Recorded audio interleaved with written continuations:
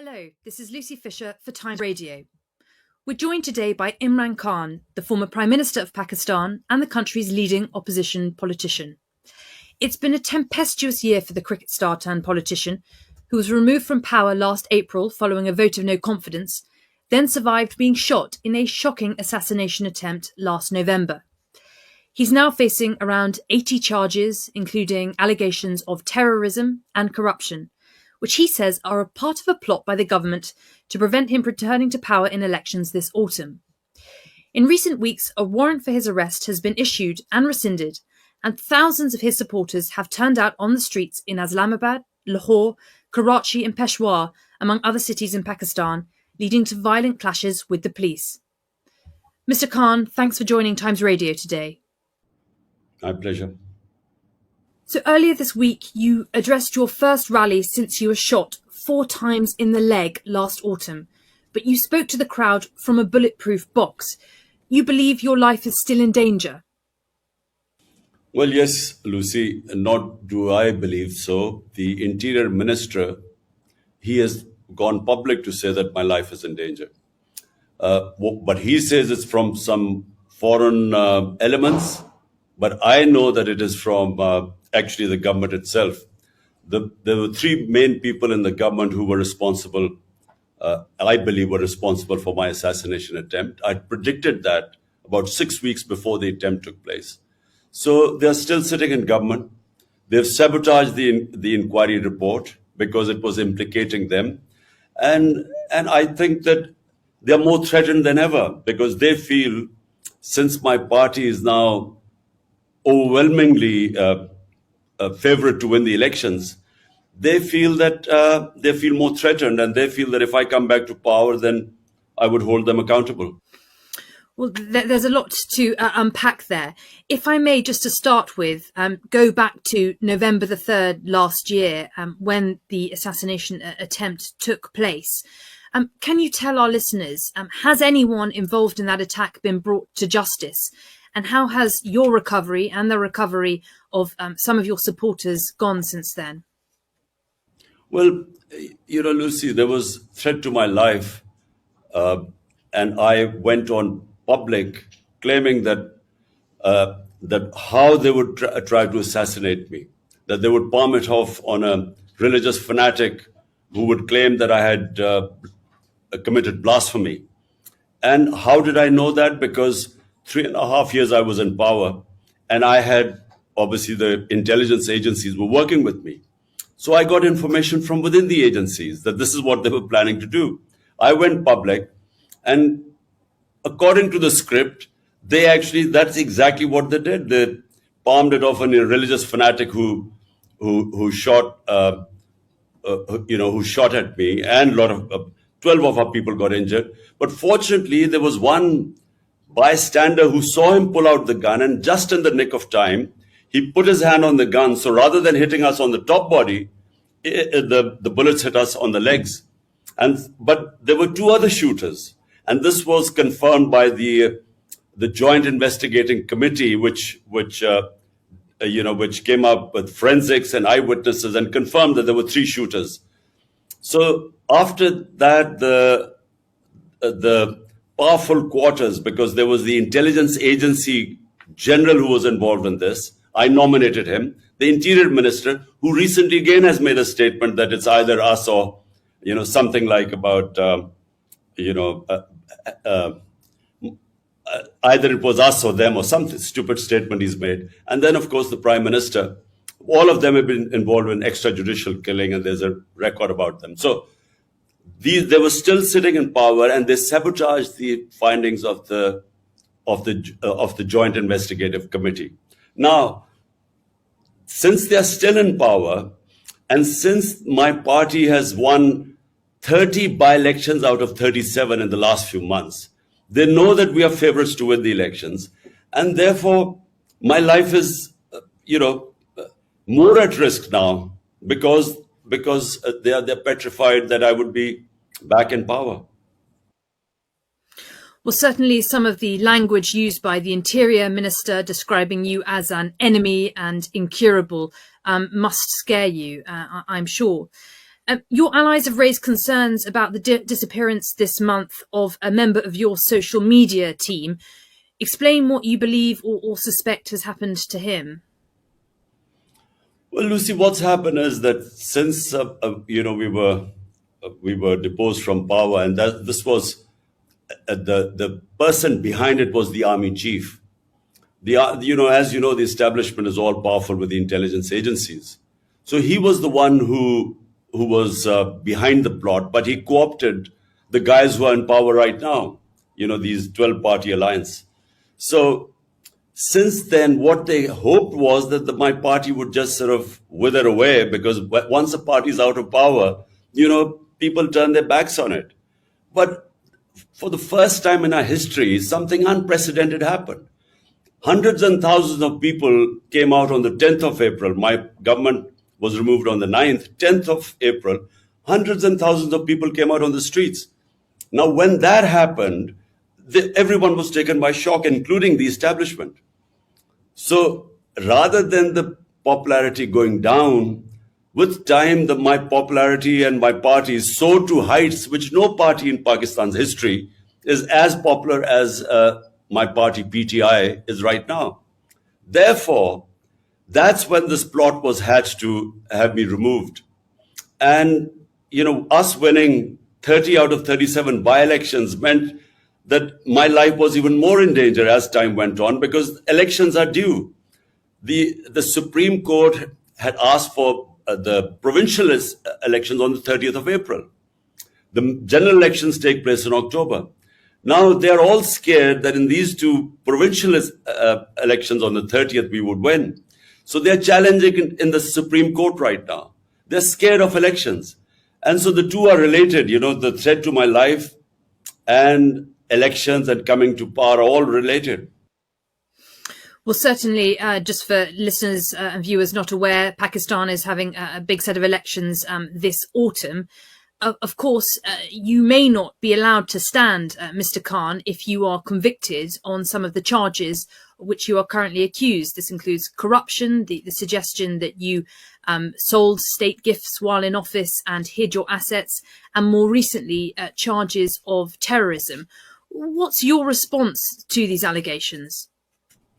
Well, Lucy, let me just put the record straight. There are 140 cases against me right now, which include blasphemy, which includes sedition, which includes 40 cases of terrorism. 40 cases. Now, remember, this country has known me for 50 years. I'm probably the longest known Pakistani and the well-known Pakistani, in 5 decades. So no one believes that I have broken the law, because I've never broken the law in my life. In fact, my movement is called Movement for Justice, Rule of Law. So none of all these cases, whenever they go to a trial court, I get bail because there's nothing in the cases. I mean, for instance, I'm accused of terrorism. Now, how am I accused? Some party members do a peaceful demonstration outside the Election Commission. I'm sitting in another city and I'm charged with terrorism. Or I go and make a court appearance. And so there are a lot of followers there. We go in and come out, and there are 3 terrorism cases. So no one believes this. And whenever it goes to court, they get set aside. So your contention is that these are politically motivated cases brought against you?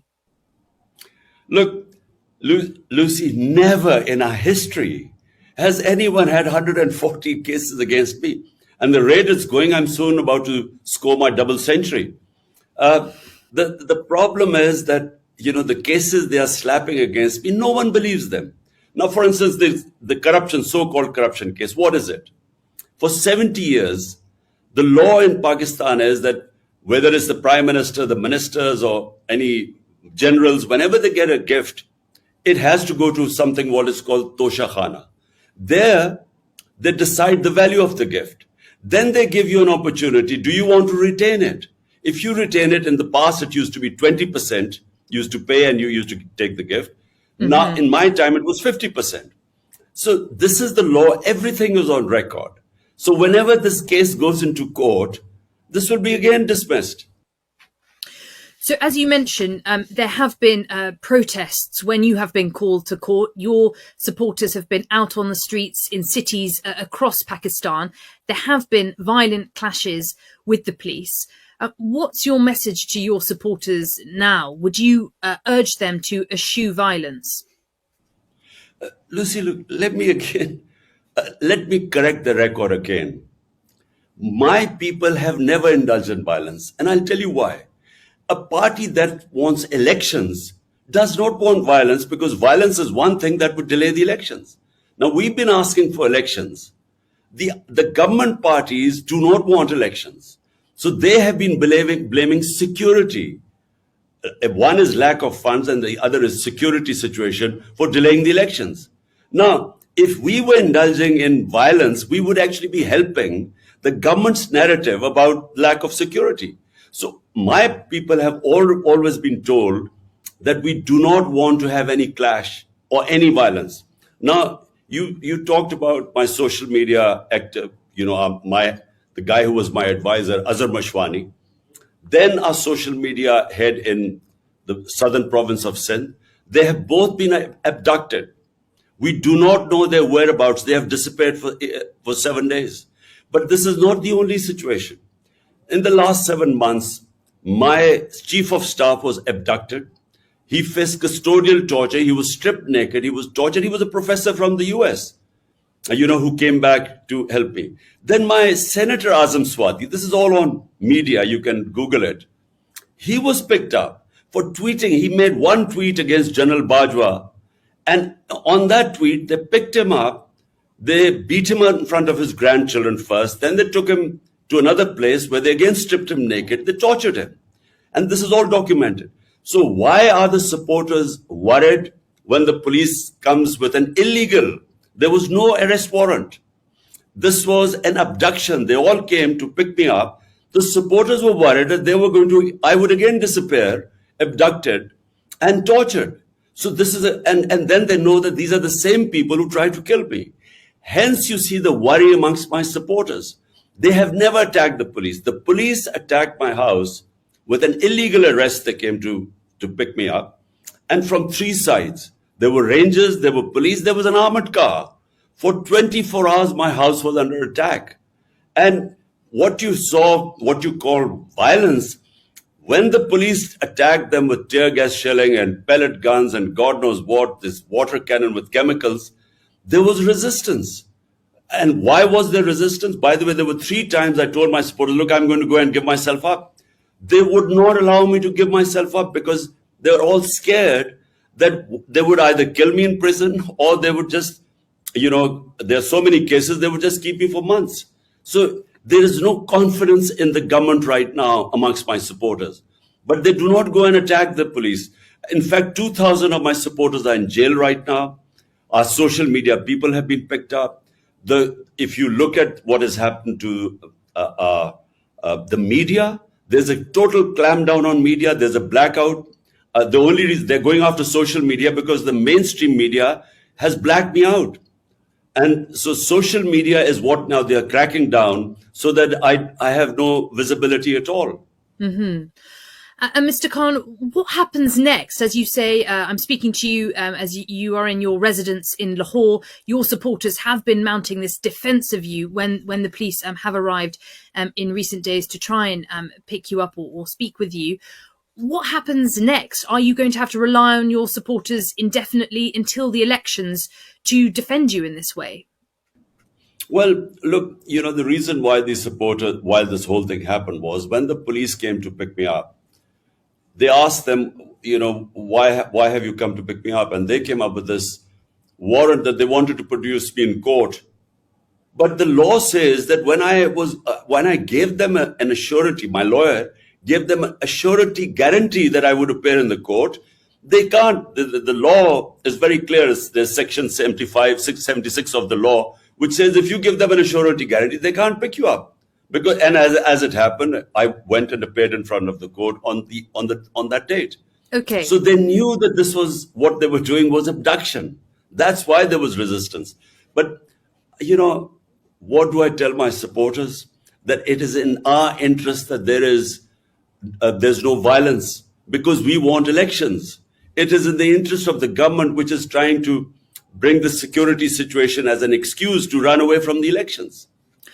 Well, you certainly appear to be riding a wave of public support. I note a poll by Gallup this month putting your approval rating at 61% and that of the current Prime Minister, Shehbaz Sharif, on 36%. So looking ahead to the elections this autumn, what is your prospectus for government in Pakistan? Sorry, what did you mean? What is my... What are your key policies heading into the elections this autumn, which it looks like you could do very well based on the current polling? Now, Lucy, look, we will sweep the elections, and all the opinion polls say that, and the results of the by-elections, out of 37, we've swept 30, despite the establishment and the entire government machinery helping them. That's why they don't want elections. But look, what we need in Pakistan most of all is rule of law. Look, the difference between rich and poor countries is only one. Rich countries have rule of law and hence prosperity, and our countries are plundered by their own ruling elites because they're above law. This is the struggle, not just in Pakistan. It's in the entire developing world where you find these poor refugees trying to, risking their lives to go to the land of milk and honey like Europe and England. Why? Because there's rule of law. So they have level playing field. In our countries, unfortunately, the elite is above law. And this is the whole struggle going on in Pakistan. They've all ganged up against me. 12 parties have ganged up against me. So the entire political spectrum is on one side, helped by the establishment, which also has always been above law. So this is a struggle for rule of law. And if you have rule of law, then that is what brings prosperity, because it brings investment. Our biggest asset for Pakistan are the overseas Pakistanis, which are 10 million. And their combined GDP is more than the GDP of 220 million Pakistanis. If we can have the enabling environment for them to invest in this country, Pakistan will stand on its own feet. I mean, I'm just giving you a very rough idea that unless you have rule of law, you cannot have prosperity. Because, we get robbed by our own elites who siphon off money, and it ends up in Western capitals and in offshore accounts. And as I said, it's the problem with, you look at the developing world, it's the same problem everywhere. So restoring rule of law is at the centre of your policy proposals for the country. Just a quick word, if I may, on Pakistan's fairly precarious financial situation. It is on the brink of default. How are you going to restore financial stability to the country? Well, this is, Lucy, the biggest challenge, because we had sort of balanced our economy like most of the developing world. COVID-19 hit us 2 years after 3.5 years, 2 years was managing COVID-19 and its effects. And then, we had the commodity super cycle. Suddenly the energy prices skyrocketed. So not just Pakistan, but most of the developing worlds suffered from balance of payments issues, because when the oil price during our time was between $110 to $115 per barrel, it's come down to $65 to $70. So when the prices went up, so we too had problems. But if you look at the economic survey of Pakistan a year ago, we had the best economic indicators in 17 years of Pakistan's economic history. And so we had managed to balance this. We got our country out of COVID-19, one of the top three countries that managed the virus, the corona effects of COVID-19, the best. We were rated as one of the best countries. And then we managed to pick up our economy. Now, when they pulled the plug, we had overshot all our targets that we had set, whether it was revenue collection, it was exports, it was remittances, it was agriculture and industrial output. So we were doing our best. But what happened was that after that, the new government came in, did not have a plan, markets lost confidence, political instability, because no one knew how, because the government maximum would have lasted for 1.5 years. The elections were this autumn anyway. So that in that political instability and then total then incompetence to handle the economic situation, give a roadmap, that's when the economy went into a tailspin. So we lost 35% of the value of our currency in 10 months. Yeah, well, a lot to sort out on that front, on the financial situation. Mr. Khan, just a final word then about cricket and where cricket perhaps meets politics to bring your former life and your current life together, if I may. Tomorrow, the biggest franchise tournament in world cricket returns when the 16th edition of the Indian Premier League gets underway. India has banned Pakistani players from taking part since the Mumbai terror attacks in 2008, and there's no sign of that ban being lifted. The Board of Control for Cricket in India has long been accused of using this ban as a political weapon. My question to you is, would you call on other cricketing nations like England to push for Pakistani players to be allowed to play next year? Well, it is unfortunate, the relationship between Pakistan and India. There's a lot of arrogance in the way India now behaves in the cricketing world as a cricketing superpower. And because of their ability to generate a lot of funds, a lot more than any other country, I think they almost dictate now, as a sort of the arrogance of a superpower of, who they should play and who they shouldn't. And I find it strange that the Indian Cricket Board would take it out on the Pakistan cricket players. It just reeks of arrogance. But Pakistan has now very good quality Super League too. And, foreign players come to Pakistan. And I think that, why, if India doesn't allow Pakistan players, so be it. Pakistan should, we have excellent a clutch of young cricketers coming up. And so we shouldn't worry about it. And of course, back in the day, you used to play for Sussex and I believe for Worcestershire. Have you, by chance, caught the current racism scandal that has beset English cricket? Look, I haven't had much time to watch cricket. To follow that. My life has sort of, hasn't given me the spare time in the last 4 years. But I read about the Yorkshire racism scandal. And look, from the time I started, and I started in 1971 as a teenager. And from that time to when I was finishing cricket in the sort of mid 80s, I saw a change take place in England. There was a lot of open racism in English cricket, in county cricket when I started. And by the end of my career, somehow, if there was racism, it went undercover. You did not have overt racism by the time I finished in the sort of mid to late 80s. But when I started off, there were all the time racist remarks on the cricket field.